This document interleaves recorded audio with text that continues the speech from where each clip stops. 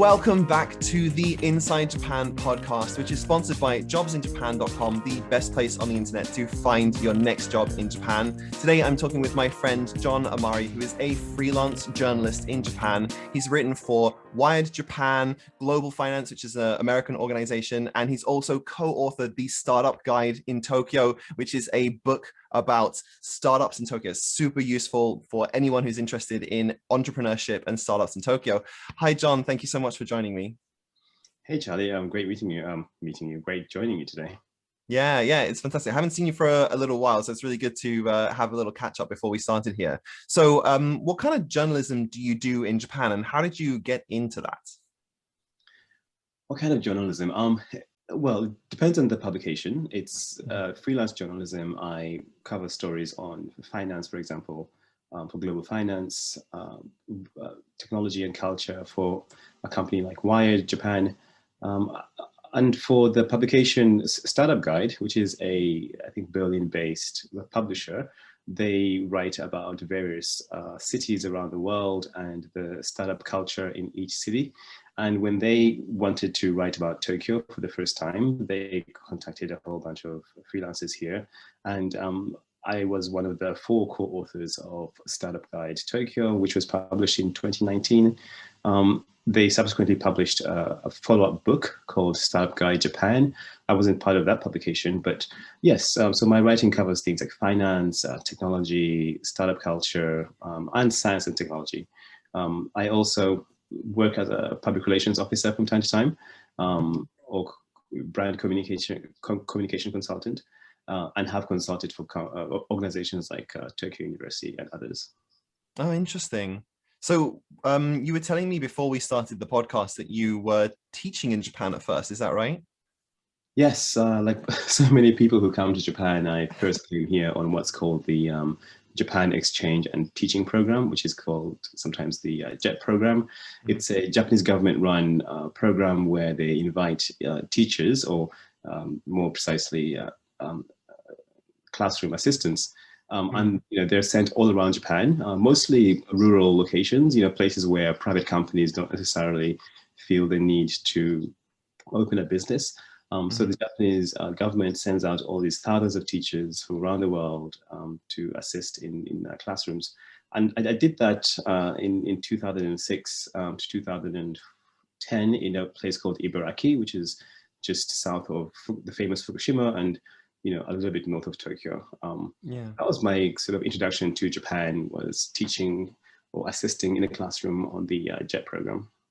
Yeah, and how did you move? Because that's one of the things that I think a lot of people, they come to Japan, they're like English teachers, and they think there's no way out of this. I'm going to be an English teacher forever, or I have to leave. But there's so many options. Like, for people like you and me, we've both kind of started off in teaching and moved into other things. So how did you switch from the JET program in Ibaraki to now what you're doing, writing books and working for multiple publications in Tokyo as a journalist?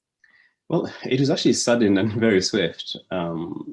What happened was, if you remember back in 2008, 9, 10, there was the global financial crisis. At that time I was thinking of going back to the UK, but knowing what was happening globally, knowing friends of mine who had returned to the UK or the US and who were struggling to find jobs, I basically weathered the storm here in Japan. And in 2010, I discovered a position that was being advertised in the United Nations University building. So many people don't know, but the UN has a number of institutions and agencies around the world.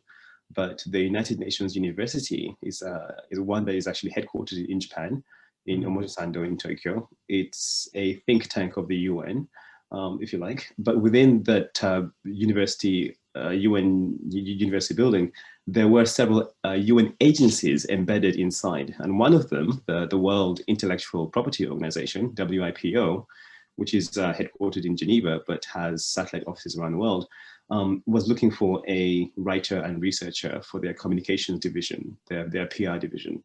And so I applied for the job while still an English teacher, went through some interviews, and eventually got the position of writer and researcher. So that was really my sort of leap, if you like, from teaching to writing. And I did that for about 2.5 years. writing about intellectual property rights and how businesses or individuals used IP, such as patents, copyrights, trademarks, design patents in their business development portfolio or in protecting their idea or their brand.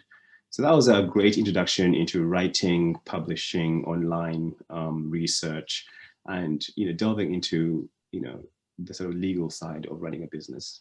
Yeah, that's super interesting because something like that you'd expect that maybe it would be really difficult to, I can just imagine the interview. It's like, oh, so you're an English teacher. What qualifies you to to talk about intellectual property and do all this research and stuff like that? I can imagine a lot of people would be afraid to even apply for that kind of job because they'd think I'm not qualified for this. So, Yeah. yeah, why did you apply for it, and how were you able to sort of convince them that you were the right person for the job? I I did have a semi-legal background. I studied history for my undergraduate, and then after that in London, and then after that I attended a postgraduate diploma in law at BPP Law School in the centre of London. I didn't actually complete that course, but I ended up in the Crown Prosecution Service, Oh, um, wow. in part trying to further my legal studies. So it was a very well, it was an awesome position to have ended up doing. So I think it was a combination of that sort of like basic legal background and experience in CPS that helped with the interview process. Oh, wow. Okay, so what happened after that? So you got the UN job and you worked there for 2.5 years. And then after that, how did you sort of start into the sort of freelance journalist thing where I guess you have a little bit more control over what kind of stuff you're writing about and who you're writing for, so that you might be able to follow your interests a little bit more?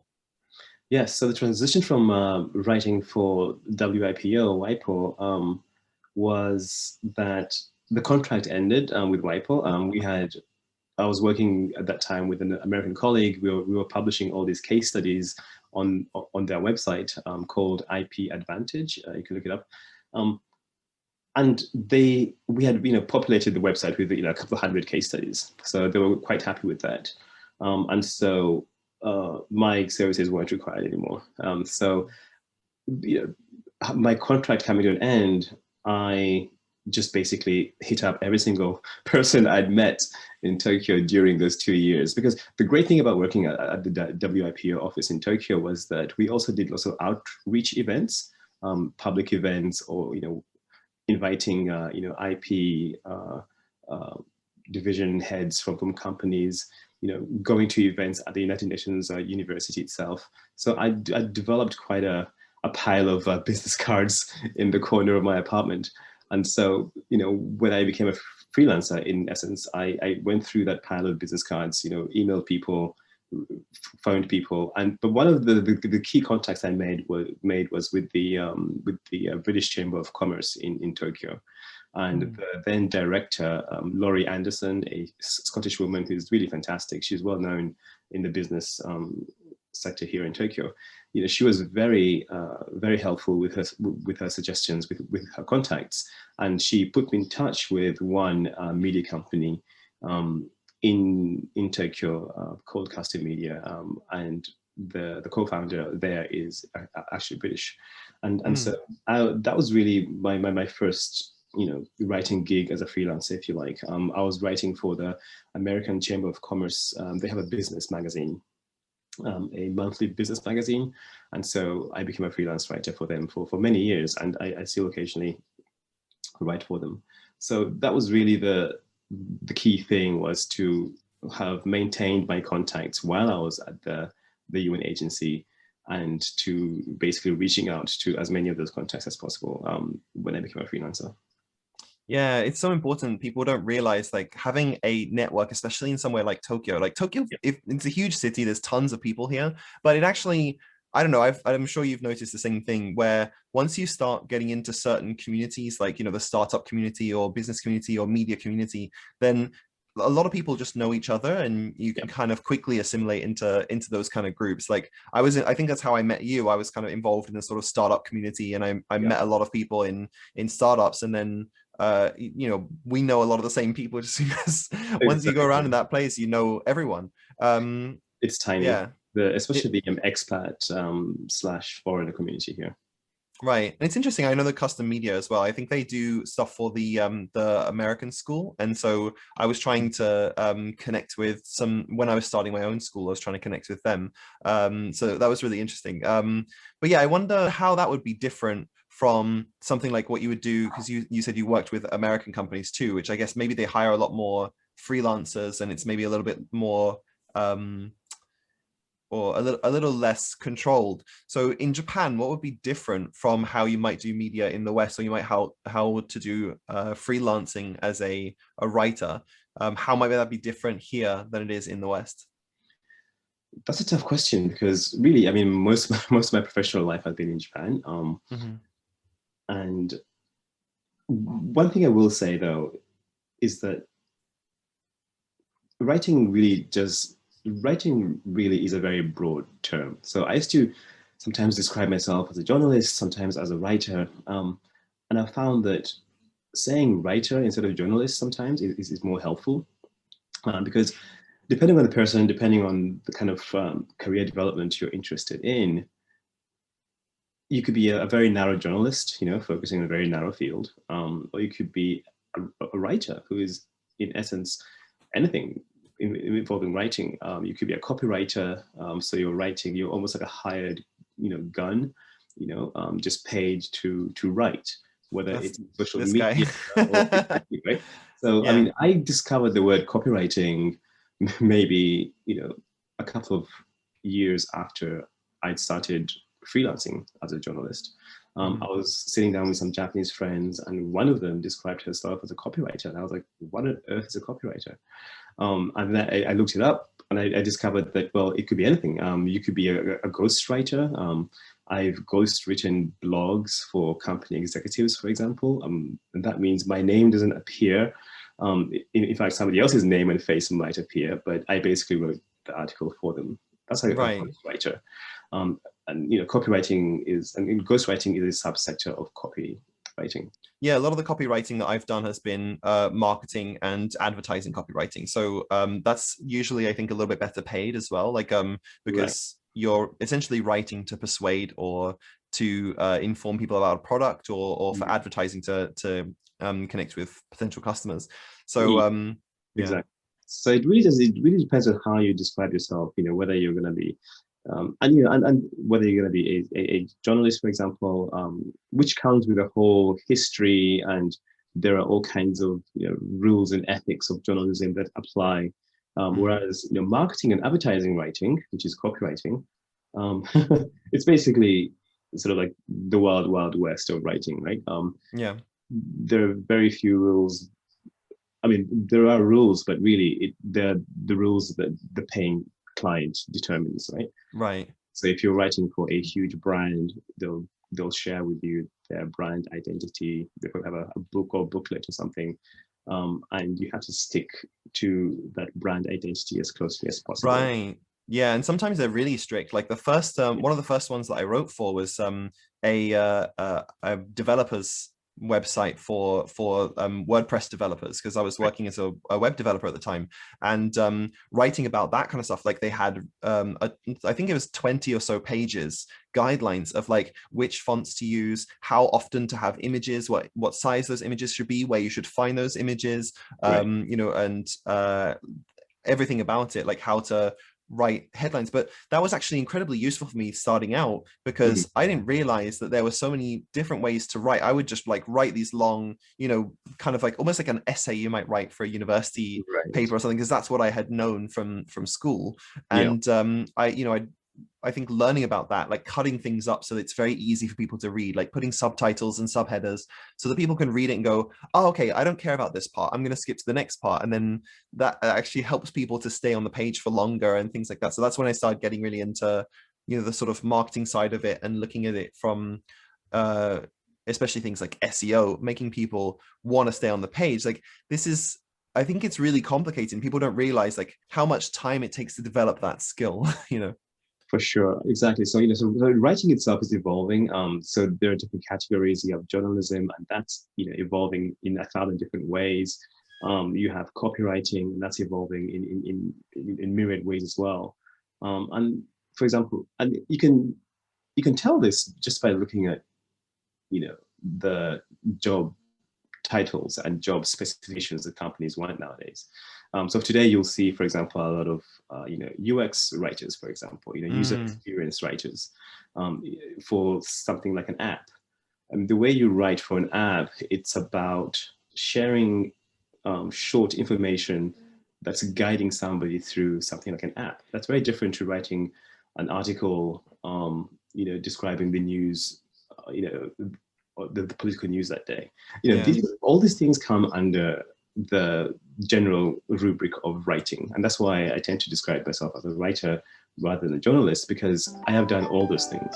Hi everyone, I hope you're enjoying the conversation, and I just want to take a quick moment to mention that this podcast is only possible because of the support of JobsinJapan.com. So next time you're looking for a job, check out JobsinJapan.com. There are tons of jobs on there, not only in English teaching, but also software engineering, hospitality, marketing and consulting, among many others. Most of the jobs on the board do not require any specific level of Japanese, and you can get started in minutes. So next time you're looking for a job, check out JobsinJapan.com, and let's get back to the conversation.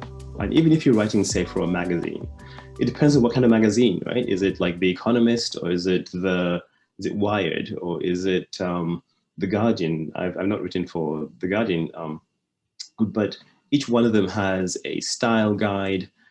They have editors who are steeped in a particular kind of tradition, and so you need to be able to. I mean, let's say out of the blue, the Guardian asks me to write something on Japanese, swordsmanship in some village somewhere. I should first of all work out which section of the Guardian it's going to go into. Is it culture? Is it something else? And then I'm going to read a whole bunch of articles that are similar to those in the same publication, just to get a sense of their style, what they're looking for, punctuation. British punctuation is very different to American punctuation in many ways. You've got to look out for things like language use. There are certain colloquialisms that make sense to somebody with a British background, but would make no sense to somebody with an American background. It's interesting that you mentioned things like The Economist or something, because I think a lot of these publications, and something like The Economist, they actually do, they published a book about their writing style and guidelines. Like I think it was called like How to Write Properly or something like that. And there is the Economist style guide, yes, which I've read. Yes. I read that as well. That was one of the first things one of my friends recommended to me. He said, like, you can write well and you know what you're talking about, but this stuff is really important, like writing with good style. So I guess that would be one of the things I'd recommend to people who want to get into journalism is, or even just writing, copywriting or any other kind of writing, is, read some style guides and look at and try to figure out, like, why do people write in this way? And why does that, because really a lot of it comes down to what works. And I think that kind of like framework for looking at it is really helpful, because you look at something like, and I started to read into this when I started getting into the startup scene, was you look at a lot of landing pages for companies, and a lot of them will be really like chummy and friendly, kind of like it's your buddy talking to you. And I was wondering, like, okay, so this seems like really casual for something that's actually asking for a sell to buy, for me to buy something, Right. but actually it's incredibly useful to write in that way, because then it kind of feels a little bit less like this company trying to sell you something, and it's a little bit more like, hey buddy, kind of thing. And I think it's useful to learn about that style stuff. But just to answer your question more precisely, I would say that about writing in Japan. So it depends on the industry. It depends on whether it's like journalism or public relations or brand communication. What I have noticed is that, I'm not sure how things work in the West, but in Japan, if you're writing, say, a business article, like you need to contact your clients usually well in advance of whatever deadlines you have, because things just move, I think, quite a bit slower here. It is, I think, not unusual in the West to contact the public relations division of company and just to get a quote, for example. In Japan, in my experience, that almost never happens. They almost inevitably want you to come in and sit down for a whole hour, and they'll give you the full lowdown of what's going on, which is great. But if you're working to a tight deadline, it can be very difficult to get like just that quick quote. Mm. So the lead up time is usually several days, if not weeks, in Japan. I've noticed, and then managing the message is, I think, well, my sense is a lot of public relations offices of companies in Japan, corporates, they view themselves not so much as allies to journalists, more as gatekeepers. Okay. So they're very want to say no, unless there's a very clear PR win for them. It can be an uphill battle I think to part of that is get because an they don't. interview to get through. But I think persistence is really, persistence that is not the sort of Western persistence where you're sort of like literally a press gang, pushing up against the window pane of some company, but persistence in the sense that well, in my case at least, I try to make my persistence very polite, giving them options when I write, if this day doesn't work, how about this day, and that day, letting them know what my deadline is in advance, being as almost killing them with kindness. Yeah. Because being really pushy here, I feel doesn't get you very far. Right, I totally agree. And I think a lot of that stuff, like I've noticed that too with even, talking about companies, I think they want to control all of the communication about their company, about their brand. So that's part of the reason why I think it's difficult for them to agree to something like either writing about them or doing video with them, because they don't know how it's going to be edited, how it's going to look in the end. And so they would rather have 100% total control. And so like reassuring them about that, I think that's something that I've done a few times, like when I've done videos with cafes and stuff for my coffee channel, was I would say to them, if you want, I can send this to you before I publish it. If you want me to edit like your section slightly differently, I'm happy to do that. Like, I want to make sure that your cafe comes across looking really great, which, that reassures them, like, oh, okay, it's not going to be just like someone doing like whatever they feel like about us and not showing us in the light that we want to be shown. So I think that's definitely important. I also wonder, like, for you, have you found that you need to speak Japanese in order to work with like more of the Japanese side of the industry here? I think every single word of Japanese that you can learn and master helps. I've done interviews in Japanese before, but it was for non-technical subjects. Let's say I'm doing a travel piece and I've been sent somewhere. I'll do as much research as possible around the subject of the interview, the person, the area, the region, the items to be discussed. Because my Japanese is not that great. And so I find that, doing a lot of research before I actually get there helps. So I have done interviews in Japanese. I've written articles based on them. But yes, I mean, the more Japanese you can master, the better. More and more companies these days have English-speaking executives and English-speaking public relations officers, but it's not common. It's very rare, in fact. I did an interview with the governor of Tokyo recently, and she answered in Japanese, but I asked the questions in English. But she speaks English. Yeah. She felt more comfortable at that particular time speaking in Japanese. So even somebody as fluent as she is may sometimes opt to speak in Japanese, and you have to be sort of prepared for that. Having a competent translator with you sometimes might be the best option. I've done that before. When I go to an interview that is very technical. I remember interviewing a politician about cryptocurrencies. I mean, it's a difficult enough subject in English, let alone in Japanese. So in that case, Right. I had a interpreter with me. But yes, I mean, the more Japanese you learn, naturally, the better things will be for yourself. Yeah, absolutely. So what would be some of the advice that you would give to people who are looking to get into either journalism or writing in general in Japan? Again, it depends on what kind of journalism, what kind of writing. Is it working in an agency like an ad agency? there's lots of writing there, lots of copywriting to be done. Is it joining a tech company, in a position like a UX writer? That's an option. Is it traditional journalism, joining a media company like, I don't know, Bloomberg or something? Those are also options. If it's freelancing, I would suggest tapping into your personal network. LinkedIn actually, especially with COVID, seems to have suddenly become alive again. I never used to take LinkedIn seriously, but I noticed that I get a lot of hits whenever an article of mine is published and somebody shares it on LinkedIn. So LinkedIn is a good resource. I would say, search people on LinkedIn, editors of publications, and send them a LinkedIn message if you can. Depending on what kind of settings they have. But you'll be surprised at how many people will actually respond and how many people will want to communicate. So just find out, who the editor is of whatever publication you enjoy reading and you'd like to write for.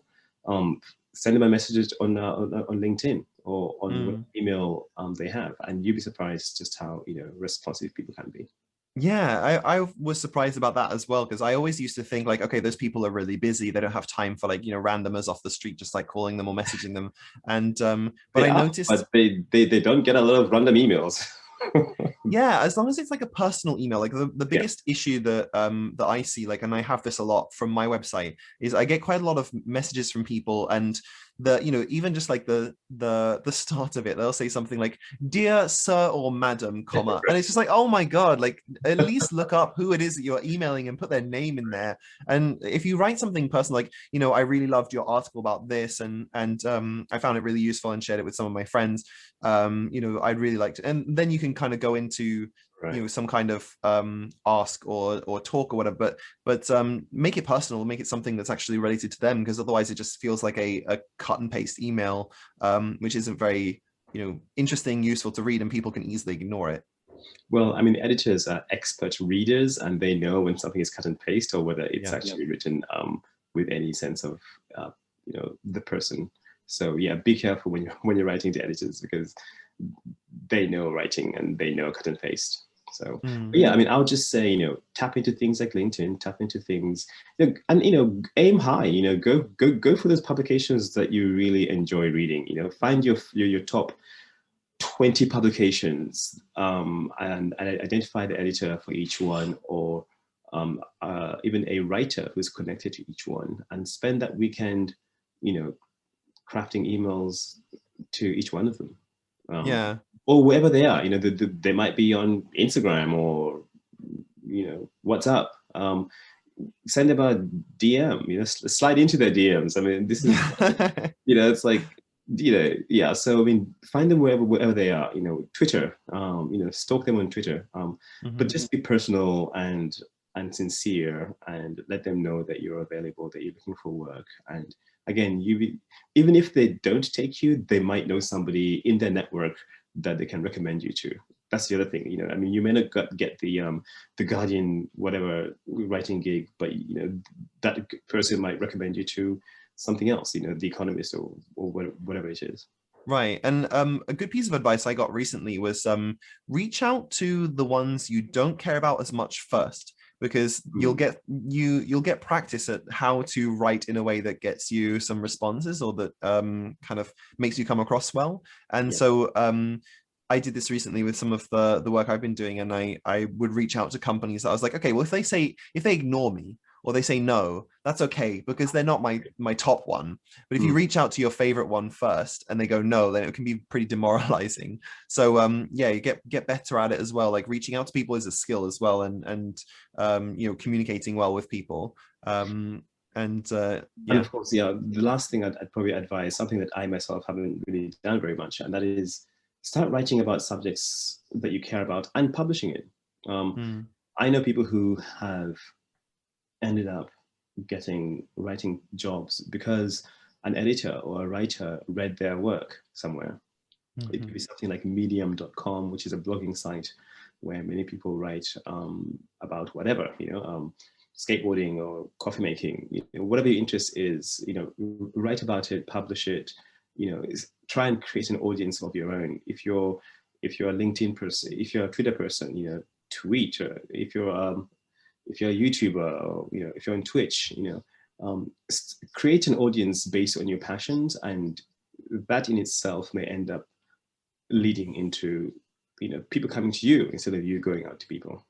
Yeah, and I 100% agree with that. That happened with me with Live, Work, Play Japan. That's part of the reason I'm working with Jobs in Japan now, was that I was doing, Facebook outreach and doing some ads and stuff, and they were doing really well. And the guy who owns Jobs in Japan reached out to me, and he was like, "You're doing really great on social media. Can you do that for me?" And that's been like I've been working with them for 4 years now. It's probably the longest job I've ever had. And I think a lot of that just comes from showing people like, hey, I can actually do this, as opposed to going like, hey, please give me a chance to show you that I can do this. It's like, well, people can see your work for themselves and see whether you're actually able to do what you say you can do. Well, as somebody once said, writers write. That's a good quote. Very useful. You have to write, whether it's writing for yourself or writing for a paid audience. You have to write and you have to publish. And there are 1,000 self-publishing platforms out there. Thumbstack, Medium, go down the list. I'm sure there are lots of writing geniuses out there who have stacks full of writings on their desktop, but that's not really any good for anybody. If you're going to put in that much effort into something, you might as well share it with the world. Yeah, absolutely. And I think that's a good place to end it. Thank you so much for coming on the podcast, John. I appreciate it. Where can people find some of your writings if they wanted to check you out? Well, just Google me, damn it. Well, I mean, okay. I'm working on a personal website. Going back to publishing stuff. I'm working on a personal website, so hopefully it will come up at some point this year. But for sure. I mean, I'm on LinkedIn. I'm on Medium, which I haven't really done much with. But if you Google John Amari, there are two of us in the world. One is an American lawyer, one is not. Okay, I'll put some links in the description then. All right, thank you so much. No problem. Thanks, Charlie.